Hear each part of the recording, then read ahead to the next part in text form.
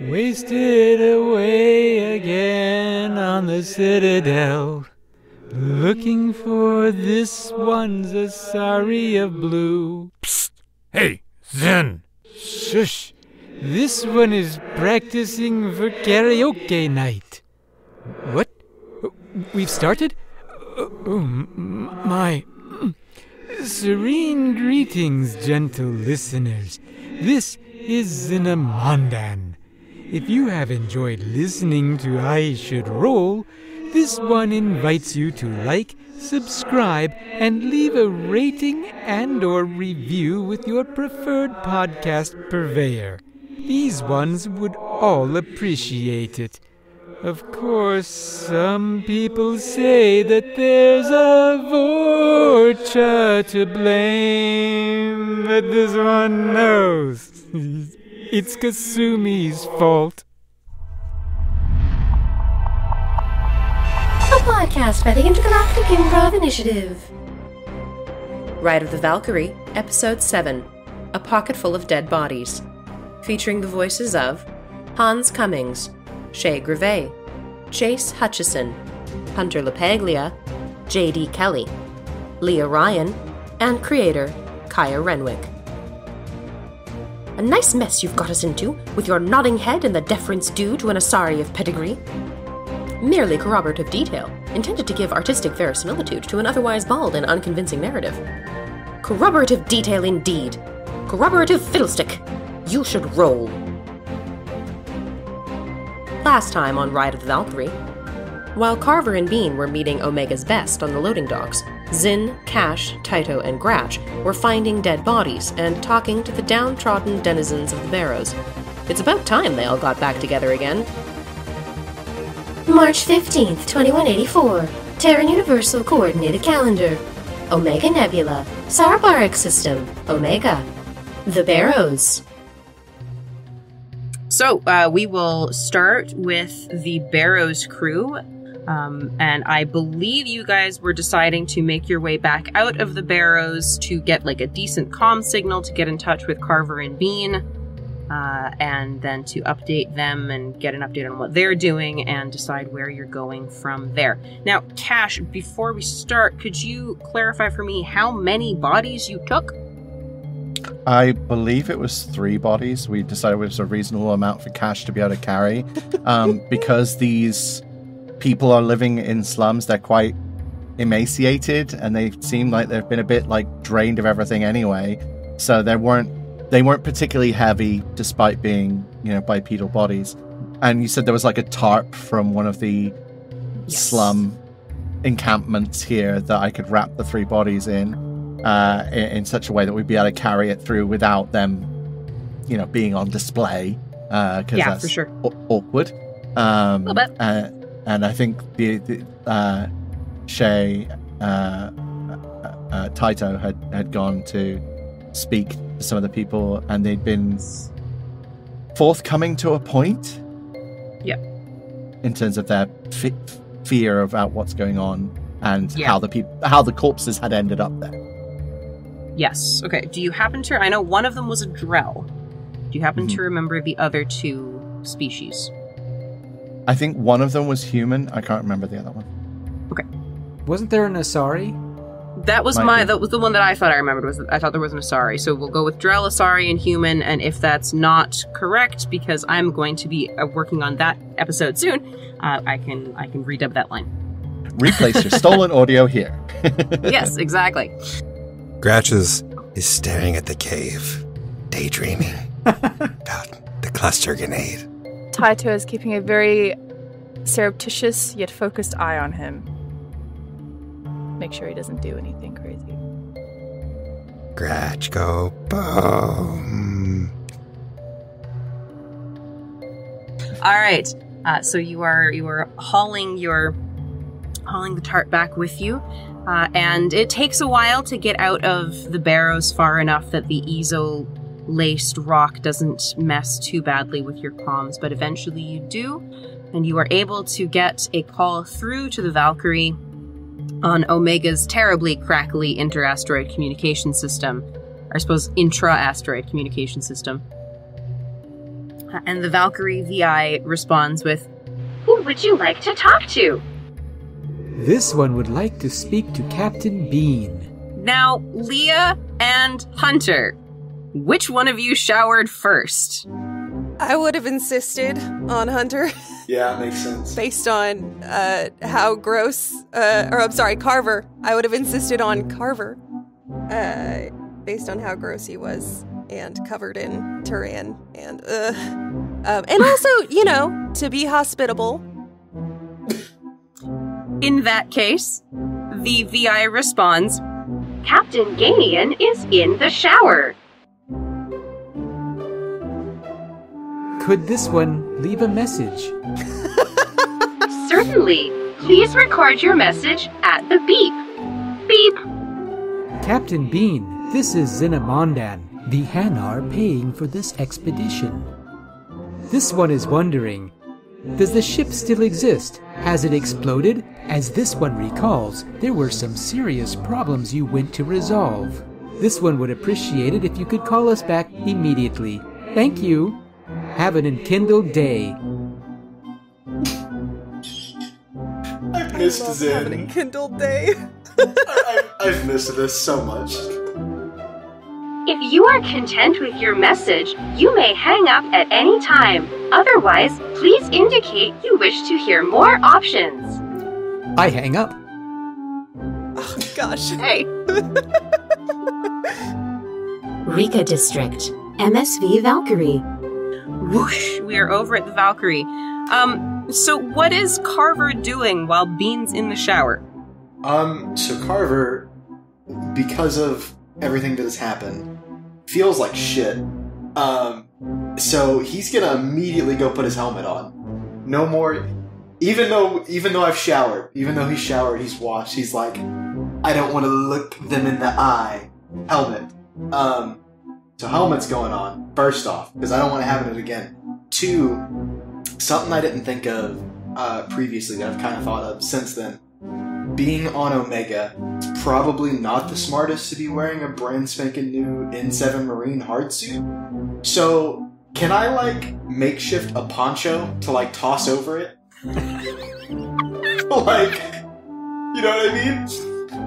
I absolutely know what you mean. I would also like to interject that Bean absolutely is the proud owner of many a poncho. Okay, then I am going to ask you to roll investigation, and depending on what you roll, we will say that you either make a poncho or that you discover Bean's poncho stash. Okay. Stash. They're just hoarding them. Before I roll... I have 57 ponchos. There's also leftover fabric from Gratchen's costume. True. I don't want to take one without asking. Can I just make one and then, potentially, once Bean is out, be like, this is stupid. No, I have this. If that is okay. I don't want to just take one. Yes. I feel like I've already done so much. I don't want to be like, sure, okay, yes. Although I will say at this point, you don't know that Bean has a poncho stash, so we do have to roll to resolve this first. Okay, understood. You said investigation, right? Yes, please. Okay. That is a 17. Okay, with a 17, you do actually discover Bean's poncho stash. Bean, where is the poncho stash?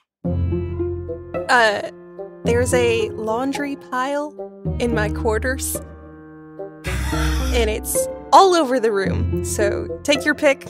The floor is yours. Okay, so you are wandering around the Valkyrie's not very big, right? We've established this. And so you're kind of poking around looking for something that looks, like it's not being used. Because, you feel like you've kind of trodden on Bean's toes a few extra times today than you really want to. And, you find the room that is their quarters ? And the only reason you kind of think that it's their ? is, what would be one personal item that Bean would have in their room, Bean? A statue of a Dalmatian. Okay, you find a little statuette of an earth dog of a Dalmatian. And Can I ask a question? Sure. Just a rules question. Yeah. If Carver had to make the poncho, what skill would that be? I would like to roll embroidery. The look on your face of, I did not anticipate this question, it speaks volumes. Yes. Well, it would either be repair or performance, depending on what he wanted to make it out of. I Ooh, think. good answer. Cool. And how nicely he wanted to make it. If he just wanted to like rip a neck hole in something, pretty sure that's repair. If he wants to make something that actually looks decent, that would probably be performance. Thank you for putting me on the spot. I love that. I think ripping a neck hole is what he did in the previous episode. No. I bent a mandible. Get it right. That's what the lady did. Did. Okay, so you presume these are Bean's quarters, and the floor and the bed and the crate, everything's kind of just covered in fabric. So what do you do? I want to try to make one because I don't want to just take one, especially without like talking to Bean first. Okay. So I'm going to attempt to make one. I'm better at repair than I am performance, but I think it'd be really funny to do performance in case it goes horribly wrong. So, you know. Then I'd say you manage to find among the things that are like, there are actual ponchos here. You're like, oh, I wouldn't have pegged Bean for, okay, sure. But then you find like, maybe it's a moving blanket or something, and it's clearly been used, or maybe it was used to like pack something. But it's definitely of a less nice quality, and so you figure, of anything, you could replace this more easily. For sure.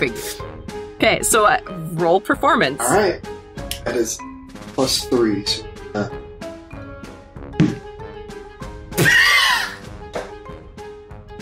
Well, it is a number I have rolled before. Oh no! It is a crit fail.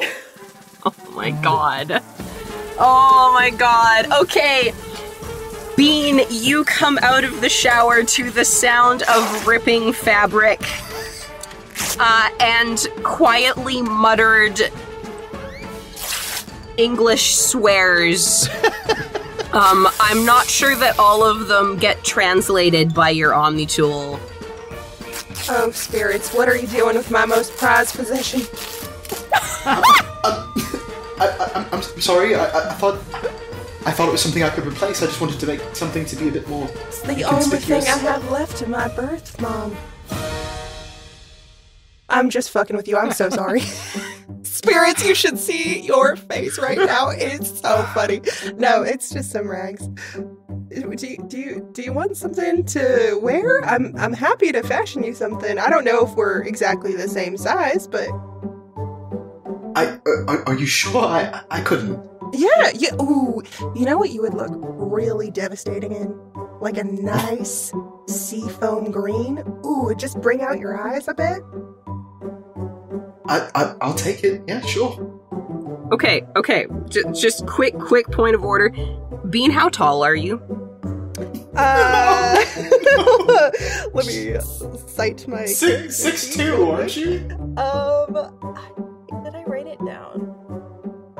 I know I'm 6 foot, but I don't know if I'm 6 foot. I don't think I'm like 6'5", but I'm between. I think you're 6'2".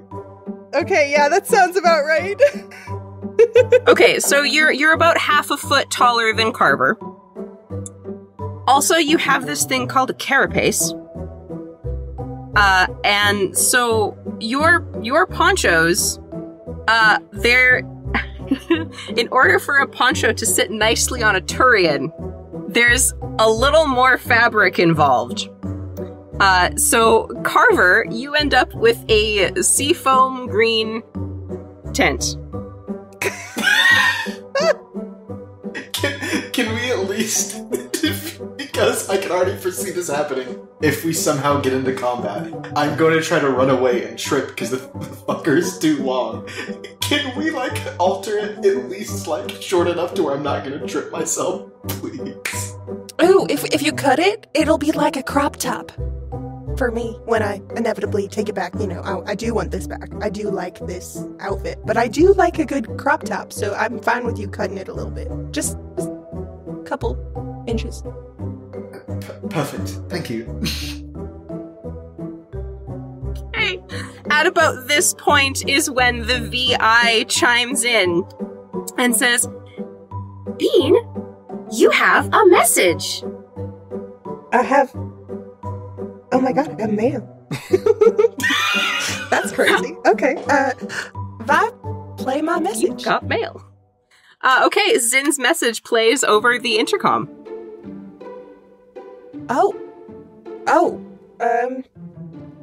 Okay. Can I, Vi, call Zin? Calling Zynamondan. This is Zynamondan. Hello? How does this thing work? Can you hear this one? Yeah, Zin, hey, it's Bean. Or Captain Bean, as you called me. It was really nice. Is the ship still there? Yeah? Yay! It did not explode. This is excellent news. It didn't. It was kind of a whole thing, but it is not, in fact, exploded. Although, someone got exploded outside the ship. Was it Carver? No, Carver and I are fine. Thank you for, that's very considerate of you to ask. But no, there was some violence that happened, and I think several people are dead. But we're great. We're, lightly traumatized, but we're doing great. How are y'all holding up? What's up? This one is happy and sad for you then.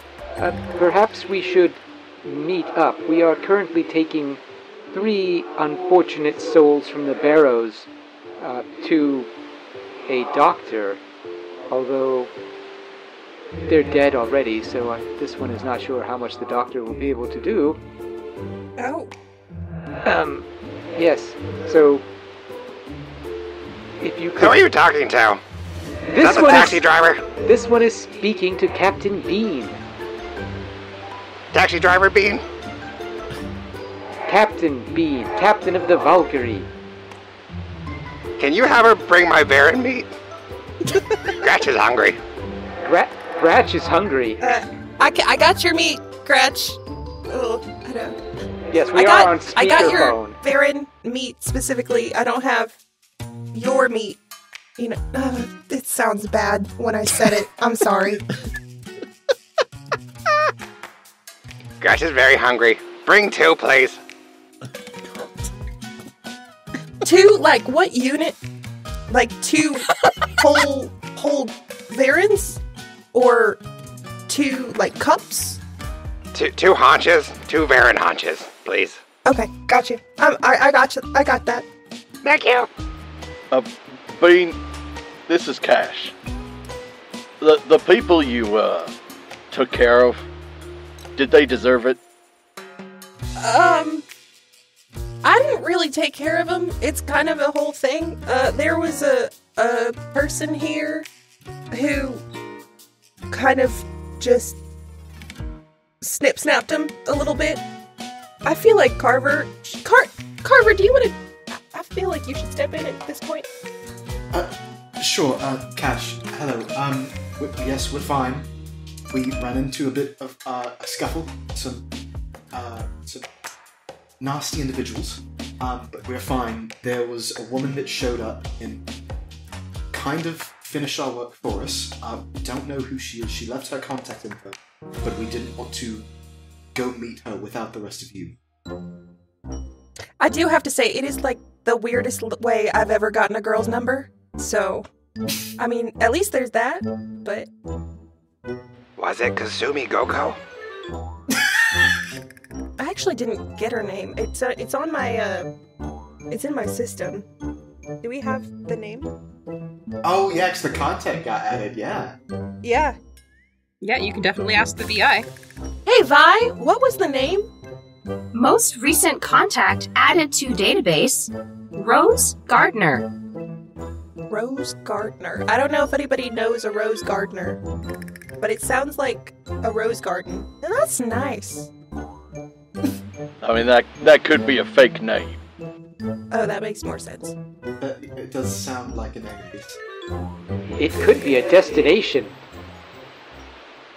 We've got a bunch of unfortunate people up here going through some troubles. There's some kind of disease, and the doctor wants samples, which is why I got a pocket full of dead bodies up here right now. Okay, do you need help with those? Should we come to you? Well, that's what we gotta figure out. We go meet your lady, we go help these people, we visit the doctor, or there's something up here making people less alive than I'd like. I'm not really keen to meet her, if I'm honest. I don't know, Carver, how you feel, but I'm down to go help people. Kaya, what is the geographical, is the meeting place on the way in one direction or another? Because I know we've got to go down to get to where Morden is. Yeah, with the so bodies. the barrows are up in the top part of the asteroid. That's the unmined out part. Afterlife is between you and Morden's clinic. And so it's sort of on the way, but also you guys would know when you spoke to the woman who you now know is named Rose. She didn't specify a time. She just said to let her know when you wanted to meet, and she would meet you at Afterlife. So you're not on a timeline with her. Oh, perfect. Okay, then yeah, for sure. Well, how's about we go and check these bodies down with the good doctor, and then maybe we meet this lady on the way back? I'll bring the meat. Anybody else want any other snacks while I'm coming? Downwash it. I wasn't gonna. Okay. All right. We'll be right there. So, should we meet at the doctor's clinic? Yeah. Can you just send me a ping on my Omni? We'll ping you. Awesome. Thanks. Just drop a pin. Literally. A waypoint. We create waypoints and update our to-do list in our in your journal, your assignments. Yeah. Open your objectives, your menu wheel. Yeah. Yeah. Uh-huh. Anybody want to check for any PowerPoints? Any inventory slots? Need companion quests. Clear your codex entries that nobody ever reads. And if you're like me, actually equip better weapons instead of using the base weapons for 90% of the game. Oh, I wanted to kill you. I would like to lock the door on my way out, and I would also like to put on armor. I am just going to be so explicit. I am wearing armor. Yeah, I just have my stuff, and I do have my helmet on this time, and then now the lovely tent of a poncho. Do you belt it or anything, or is it just For sure. Before we go, can I just put on a rainbow poncho and just nudge Carver and be like, "Poncho bros"? I love it. Okay, all right. The Barrows. Can I do an insight roll into Titoh? I mean, certainly. Cool. I roll an 18, and what I would like to know is Titoh okay? Titoh was the person speaking to the people in the slums, and they were obviously going through a lot of not good stuff, and they spoke to Titoh the most because I was just dealing with the bodies, and so I only caught the end of the conversation and stuff, but it didn't seem pleasant. And then we've called up, and when I mentioned it, we were all kind of shouting over each other, but Titoh didn't say anything, and I just want to can I tell Tito's mental state at this point? Are they just being quiet and reserved, or are they troubled by this? Can I even read that? I don't know. That is entirely up to you, Shay. So you know that JD rolled an 18. How much he gets from Titoh on an 18 is entirely up to you. Titoh's maybe a little bit quieter than usual. Not that she's a chatterbox at the best of times. She looks kind of blank in a way, but if you look closely, you can probably see she's internalizing a lot. Kache would like to lower as much as he can. It's not something he's used to doing, but like, so it's not too demonstrative, but it's just like, hey, you okay? You need anything? I'm good, thank you. Kache, we just need to get going, yeah? Sure. And she uncomfortably moves on. Titoh? Yes. How's Gretchen's makeup holding up? Honestly? Or... you're looking great. We'll give you a touch-up when we can. But you're looking good. Gretchen's still pretty? Yes. Gretchen's beautiful. And to stay beautiful, yeah, Gratch should not operate with any explosives because they leave residue on your hands, which then get in your face and ruin your makeup. So just keep that in mind. Gratch, no go boom? You will not be pretty if you go boom. Pretty or boom? Pretty. Gratch decide later. Oh, let's give us some time anyway. Anybody want to do anything else before we hop back over to the Valkyrie? I don't know. Could we make Titoh feel more uncomfortable? I don't know. I mean, Zin. We've got Zin. We can bat 3 for 3 here. This someone thinks we should get on with it. Thank you, Zin.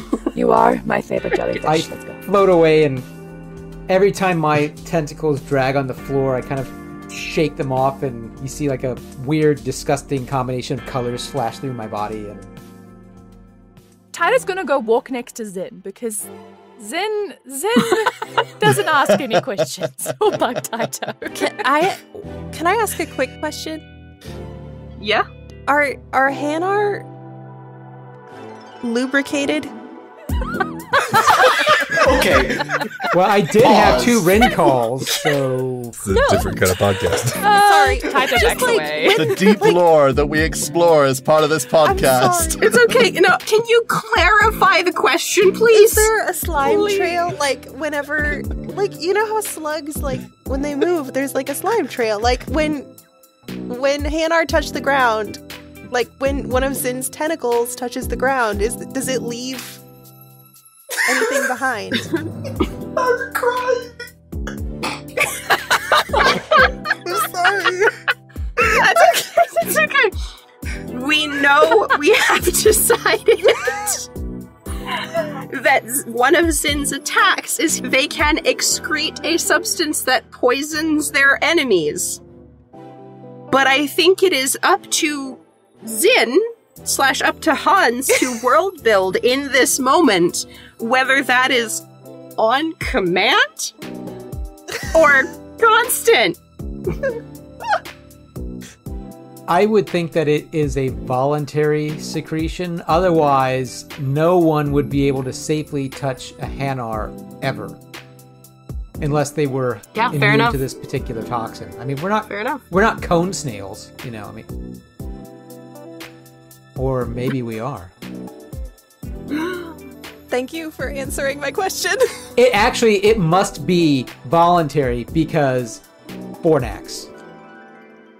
Oh my god, you're so not wrong. Okay, on that wonderful note, we're gonna swap back over to the Poncho Bros. I mean, hang on a second. Just to clarify this further, I just, so Hanar don't sweat either, right? So do Hanar pant to lower their temperature down? Do they have mouths? I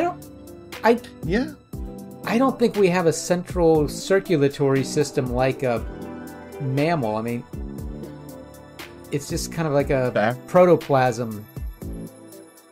So I don't know how that works. I didn't get that far in biology. That's fine. I just wanted more deep lore. This is good. Well, you realize that now I'm going to think about this and I'm going to come up with an answer. One of us is, okay, Poncho Bros, how you doing? We'll do a quick check-in with you and then we'll go to Morden's. I'm so thrown off. Yeah, So Carver's just gonna stay quiet pretty much the whole, walk, because he still feels terrible. So he's not gonna start conversation, I would say. Would Bean like to do an insight check to see if Bean can figure out why Carver's being quiet? Bean would love to. I am sure they would. Okay. It's not a 2. It is a 6 plus 4. It's a 10. Okay, so, Carver, how... What's your... same with Shay. Shay and Titoh. What does Bean get on a 10? On a 10. I mean, they can definitely tell that Carver is purposefully being a bit more standoffish than normal. I wouldn't say necessarily why. Alright, Bean, you can tell that Carver's being standoffish. Are you gonna do anything about it? Or is it gonna be a real awkward Poncho Bro walk to Morden's? Do you want to, hold one of the dirty meats? I kind of got my hands full, and I don't know. Sure. Yeehaw! I'm David Joe Thresher. And I'm Carter Beale Thresher. Welcome to Thresher's Used Space Lot. If you bring us one space-grade piece of scrap metal, We'll trade you for a bottle of Thresher's 3-in-1 engine oil. absolutely free. Find us on Novaria, out past the Carmen line. Here's a review from one of our most specialist customers. Hi. Is this thing recording? I didn't use your oil, but I'm sure it's fine. It's just fine. It gets the job done, for the most part. It's real cheap. Like, almost concerningly cheap, but it's good. Good stuff. Thresher's 3-in-1 oil contains no traces of Thresher Maw and has no affiliation with Tuchanka, Krogans, or Thresher Moms. Gozu District, Morden's Clinic. Carrying your Varen haunches of questionable cleanliness, you find your way down into the depths of Gozu District, where you see plenty of people. It's a reasonably populated district. Pretty dark, as are most of Omega's districts, with the dim orange light and people lighting fires in barrels and things like that. Omega's, doesn't exactly have central heating. You see more of the blue and white hard suits wandering around. A reasonable number of them, not a lot, but they seem to be patrolling, as it were, mainly in twos. Humans and Turians and Batarians, mostly Batarians and Turians here on Omega. A few humans, not quite so many. And you see plenty of other folks in hard suits and folks not in hard suits. And this is what the Barrows team is seeing as well, as you all make your way to the clinic, and eventually you find this run-down building, as are all buildings on Omega, the prefab shelter that's been sort of lodged into the rock. It's a quiet place. Doesn't seem to be, a line banging down the door for medical care. The sign over top just says clinic in a fairly hastily but well built and wired sign. It lights up and you can read it from a good ways away. And it reads clinic in the screen it flashes in different languages. So that you don't have to rely on an automatic translator to know that you can receive medical care here. As you all approach, you manage to get there at approximately the same time I'm going to say the Barrows team, you get there a little bit early, like maybe a minute or two, not too bad. And you see... Well, actually, I would like the Barrows team, I would like you all to roll me perception checks. 19. 18. 18. 19. Okay, wow, well done, we guys. We should drink Rincall more often. Apparently. I feel like probably the Rincall has worn off by now as you've traveled all the way up to the Barrows and back. It's been a while. You all notice these two figures coming down the corridor, and they are not dressed like just about anybody else that you've seen. I don't even know if any of you would know the term for this particular garb. They kind of look like they're wearing curtains, sorta, but, you know, as you look closer, no, that's Bean, and you presume that's Carver. He's got his helmet on, but, I mean, it must be. Unless Bean's just, you know, picked up somebody else, which doesn't really seem like... Well, I mean, Bean picked you guys up, so, I mean, who knows?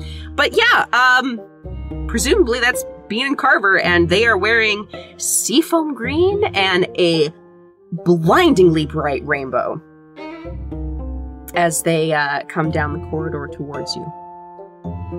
Is that Bean and Carver? Not exactly laying low, are they? With my free hand, I wave it in the air to get their attention so that they can see that it's us. I smell my Varen meat. Very, very glad you added Varen in that sentence. Hey, taxi driver, where's my meat? Hi, Gratch. Here's your meat. Oh, thank you. Carver looks quite distinguished. He reminds this one of the Everlight Grotto of the Peaceful Mind. The waters are that exact color. Well, and you can't see him right now on the fact that he's wearing a helmet, but his eyes look really nice too, in this color. Thank you. Yeah, dude, you got some nice eyes. Zen, what the hell's the outrageous flaxseed of a brutal shark feed? What are you talking about? The color of Carver's curtain. It is the exact color of the waters of the Everlight Grotto of the Peaceful Mind on Kache. Yeah, but what is the profound barbecue of the Varen's bone saw? It is a place where Hanar go to find inner peace and contemplate the stillness of the universe when things are calm and serene. This one almost can feel this oneself floating in there now. But this one is on Omega instead. It's where the Hanar go to forget the plight of those around them, pretty much. Isn't that right, Zen? This one could never forget the plight of the Drell. Uh-oh. Maybe, when this is all over, you could take us all there, you know? Sounds real nice and a lot more appropriate of a venue than a brothel, you know? And after that, we could go to the fiery plains of Heshtok and show you where the Vorcha, they release their problems. Or that too. Yeah. I prefer the sound of that. That sounds burning. That's alright. Just a flesh wound. We should dispose of these. I mean, we should just dispose of these bodies. Let us go into the clinic. Real quick, why do we have bodies? We have bodies because we are helping people.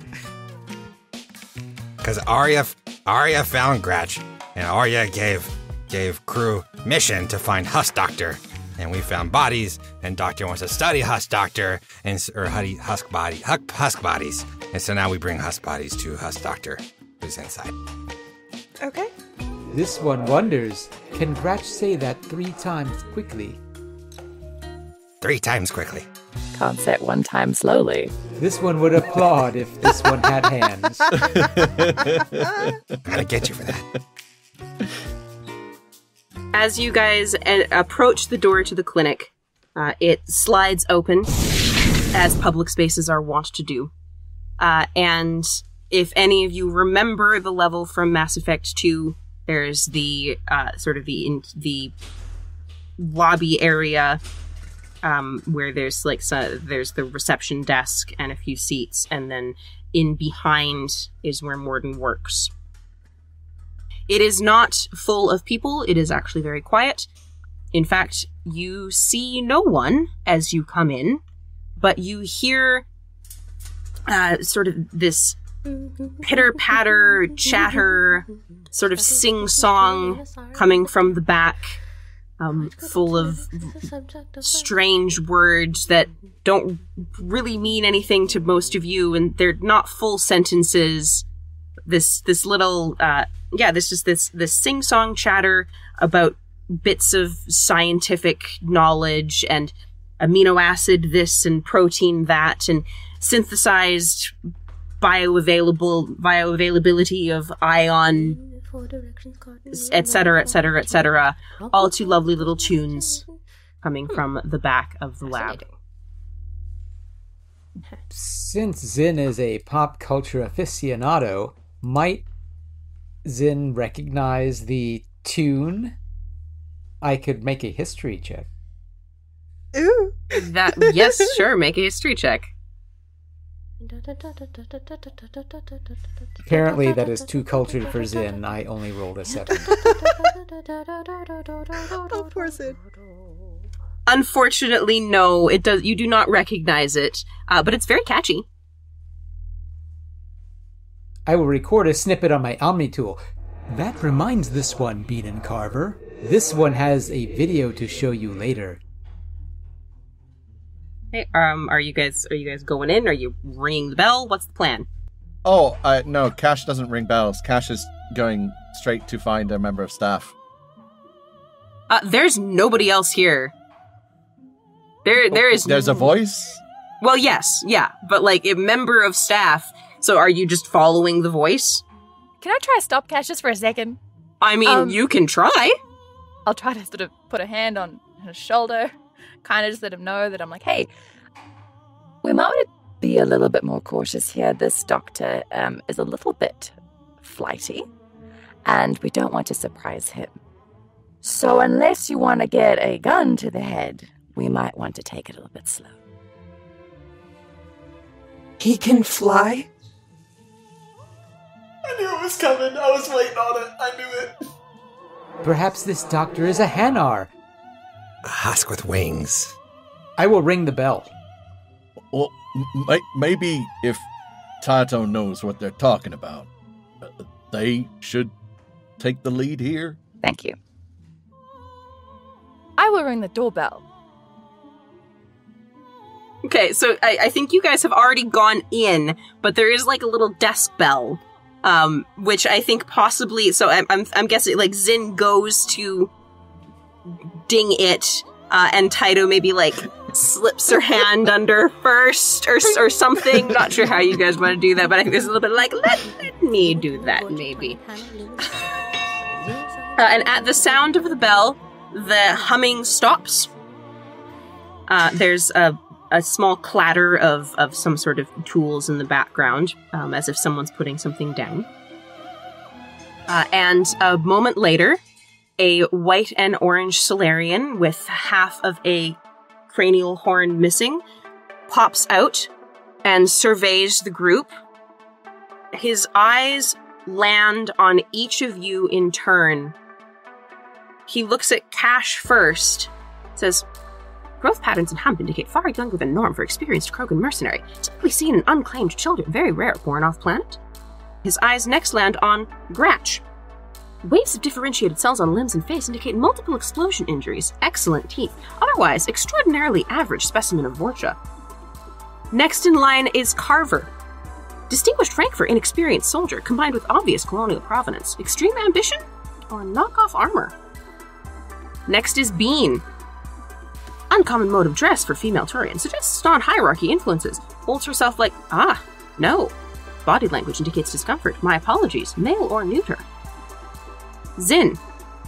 Chosen spectra of bioluminescence indicate formal schooling at impressively high level. Also substance use. Possibly Drell hallucinogenic oils. Fascinating combination. And finally, Titoh. Scaling indicates malnutrition through childhood and early adolescence. Nadari city native. No marked breathing discomfort. Good sign. Miss Raas. Nice to see you again. How can I help you all? I see tarp. I smell bodies. Have you been to the barrows? Hi, Dr. Solus. Yes, we have indeed been to the barrows. I think my friend here will have something to present to you. And I will gesture towards Kache and his pocket full of bodies. Gratch holds out a Varen. Wait, did I say Gratch? I mean Kache. No, you said Kache. Gratch holds out a Varen anyway. Okay, I was like, wait, did I say the wrong name? Gratch is being helpful. Gratch is just joining in. Kache just lifts to show that it is indeed a tarp full of bodies, and says, "Where you want them?" He inhales deeply and gestures to a table over on the side. Right here is fine. Let's see. How many? I place the tarp of bodies on the side. When you say a side, is there enough? Like, how much room is there? Can I respectfully? That particular table, there would. If they're quite small, there would be room for two. There are other sort of cots in the room.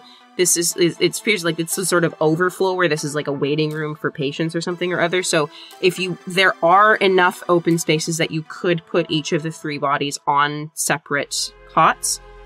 The one Morden has indicated is just one because he doesn't know how many you have at the moment. He can't. He's pretty impressive, but he can't see through things yet. Okay, can I open the tarp, put the tarp down on that space and open the tarp but hold it so that the bodies don't like fall out? It's like being respectful as much as possible, but there's not a lot of respect in this scenario, so it's like... Sure. Kache wouldn't want to just like dump them because, that's not very tasteful, but he needs to display that there are three and say, and he'll say, which one do you want here?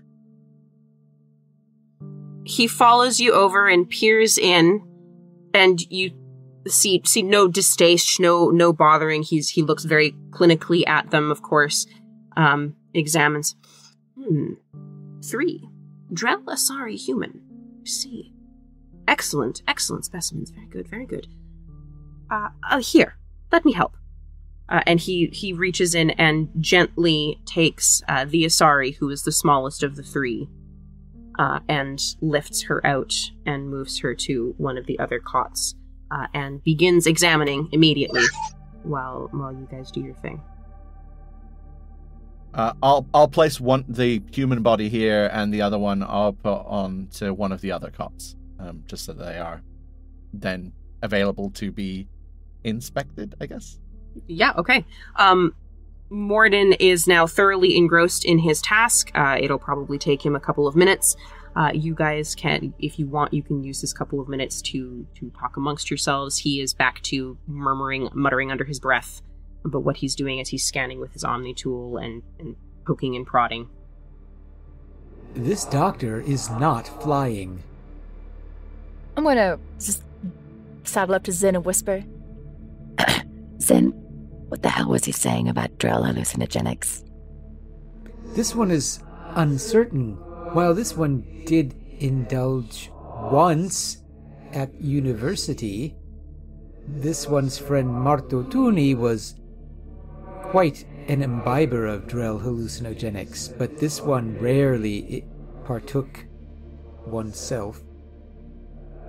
Perhaps this would be a conversation for a different time. Titoh just raises her eyebrow like, what the fuck, dude? By the way, is this something that... It was consensual! I don't want to know, quite honestly. Is this something that I would know is a thing? Like, do Drell know that they're hallucinogenic? Am I hallucinogenic to myself? Are other Drell hallucinogenic to me? Or is it just non-Drell species? Roll history. you can't say that this campaign doesn't plumb the depths of Mass Effect lore, you know? It sure does. That's 10. Okay, well, it was a DC 5, so you're fine. Yes, I think you would know this. It's relatively common knowledge. It's a little bit on the risque side of things. Like, it's the sort of thing that you wouldn't talk to, like, a kid about, sort of thing. But as soon as you got out into the world, I imagine that it was not long before, like, you were approached, because you spent a fair amount of time on Ilium where everything is for sale. I imagine at some point, at least once, Titoh has been approached if she wanted to sell her scale oil for quite a reasonably high markup. You would in fact know that it occasionally gets used in cocktail drinks. And very pure forms of the oil can fetch extremely high prices. Okay. Second question. So, do other Drell, or is it only non-Drell that get high off it? Or do Drell have a what's it called? Immunity? Tolerance? Yes, thank you. Tolerance is the word I was looking for. Yeah, I think I believe it is canon that Drell are canonically immune to it. It's a natural evolutionary thing. And so it's one of those things that it's like for them it's beneficial, and for others there's just enough of whatever sort of chemicals in it that for most species it is mildly hallucinogenic. For some it would be stronger, and of course everyone's personal mileage would vary. So Gratch is listening to this and kind of putting pieces together, and then staring at Titoh's arm. Not saying anything yet. Again, just gonna give him the strongest look, like that you give to a toddler who's about to do something bad, and you're giving them that look that says, "Don't you dare!" And then I sidle away from him a little bit further. Gratch could taste colors. I pass Gratch the other haunch. Oh, burn me. Thank you, Bean. I got you. Kache would like to wash his hands. Okay, yeah, absolutely. Yeah, there's a sink nearby. That's not hard to find. Did Hutchison call Gratch average? Average is just the Solarian way of saying really strong. So don't worry about it. I thought Solarians were smart. I would love to follow Kache when he goes to wash his hands. And just not like follow him, but like I'm just kind of hovering. I'm staying close to Kache. What's Carver up to? It's funny you should ask. So on our way, I meant to ask earlier, on our way, you said that we passed several people in like the blue and white hard suits. I'm assuming that that's the same hard suit that the homeboy that had big idea last episode. Same hard suit, right? Yes, correct. Yep.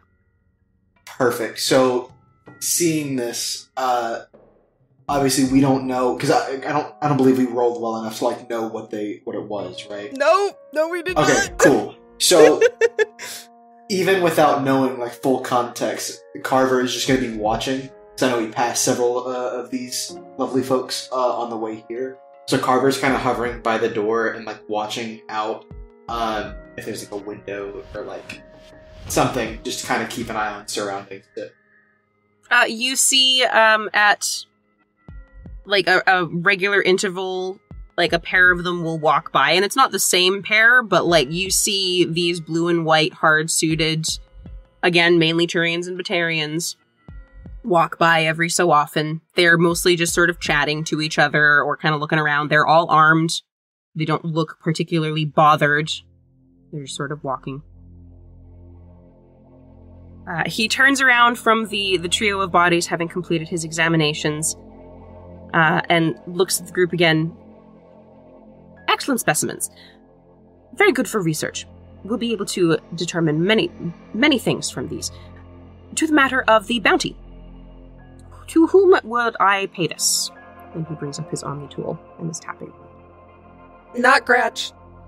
I guess I brought the bodies here, but it'll be for all of us as it was a group effort. But I'll take care of it. Ah, very good. And so he waves his Omni tool in your direction, and you receive 5,000 credits. This should be sufficient. Oh my god. Payday mama. Ooh. Wait. Can you tell Arya that we helped? Arya sent us to help. Arya sent you my way. Interesting. He's more concerned about this than I thought.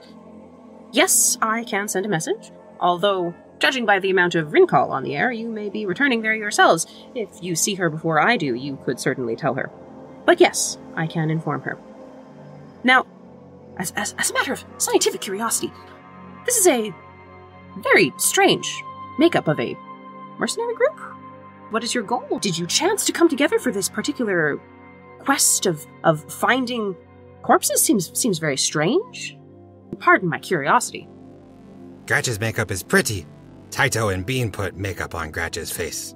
That's the reason for Gratch's makeup. Kache points to Zyn and says, "We're all here because of him. Them. They. It. Zyn." I see. This one came to Omega to tracking a thief who stole a Prothean artifact from the museum in which this one works. Morden considers you for a moment, Zyn, and then says, "Would that museum happen to be the most serene blossom of the mind's dawning in Kithoi Ward?" It is. This one is surprised that you have heard of it. This one is even more surprised that you said the name correctly. This one has had the privilege of procuring several artifacts for that museum myself. Excellent curation. Fascinating docent. You say an artifact was stolen? That is correct. It is approximately the size of a humanoid cranium, but this one is not certain what the exact nature of the artifact is. Fascinating. Prothean artifact, size of bipedal cranium. Do you have any other information? This one believes it may have been purloined by Kasumi Goto. However, that is pure conjecture based on a dream that this one's boss claims to have been sent by the Enkindlers. Kache passes Morden the data pad with the it had like the readout of all the things that came in that shipment, didn't it? Yes. Because it was like an inventory for the museum, and said it apparently came in a shipment with all of this stuff. He takes the data pad, he scrolls through it, pauses on the bioluminescent readouts, watches them. This Prothean artifact was functional. Very rare. Even more rare to find a functional Prothean artifact that is not a memory shard or fragment of beacon network.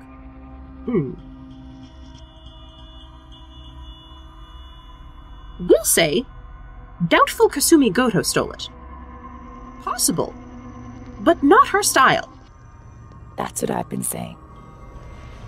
Kasumi only steals presents. I liked that cereal. That was a good one. He thinks about this for several seconds, nods, says, "Fascinating. Very curious. Would like to investigate more, but unfortunately, currently very busy. However, could propose a trade, if you are interested." What kind of trade? I work as a doctor. It is my preference that fewer people die, not more. And so I would very much like to discover the source of this particular ailment. And he gestures to the bodies on the tables. And then he walks by them and he comes to the Drell. This is a particularly impressive specimen. You see the pattern of the lightning here, and he has he's partially undressed. I mean, none of them are like wearing much more than rags, but he has sort of moved part of the rags away so that you can get a better look at the fractal patterns on the scales, which are they're most clear on the Asari, but they're darkest on the Drell. Theorize that because Drell circulatory system is naturally more arid than other species, the patterning is more distinct in the scaling here. When combined with the natural scale oil, you see this burning pattern. Now, all of this is very scientifically curious, but you folks are undoubtedly more concerned in the threat level, and this is where it gets curious because there is no visible entry point. It is as if the electrical burns came from within the body. Very strange. Not like anything I've ever seen before. Would love to go and investigate myself, but am only one Solarian. So, do you need more samples? More samples would be useful, but what would be most useful would be a first-hand account of what causes these injuries. Have you checked for a less visible entry point? Well, yes.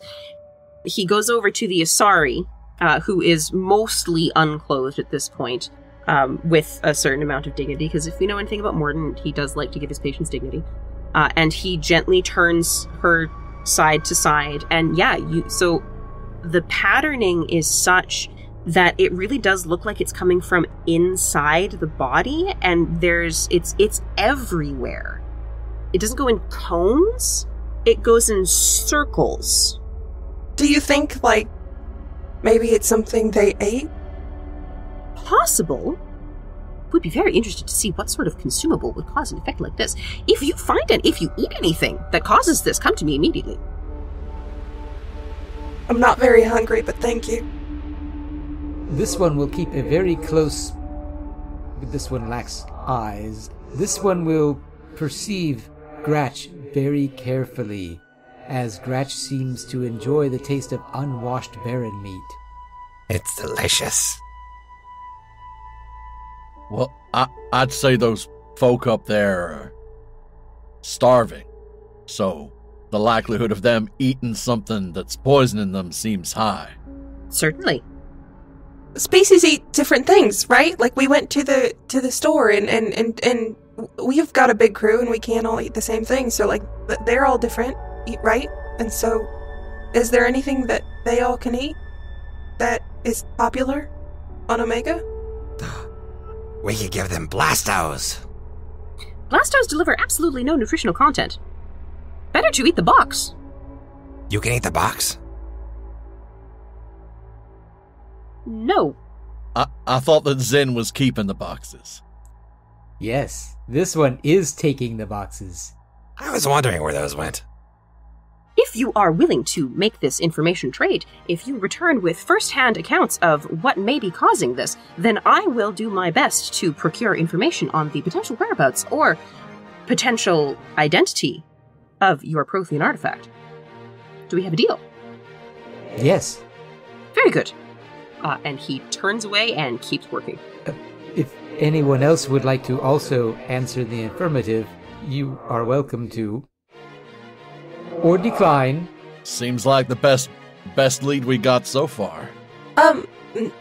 Mr. Doctor, do you have any recommendations on where to start?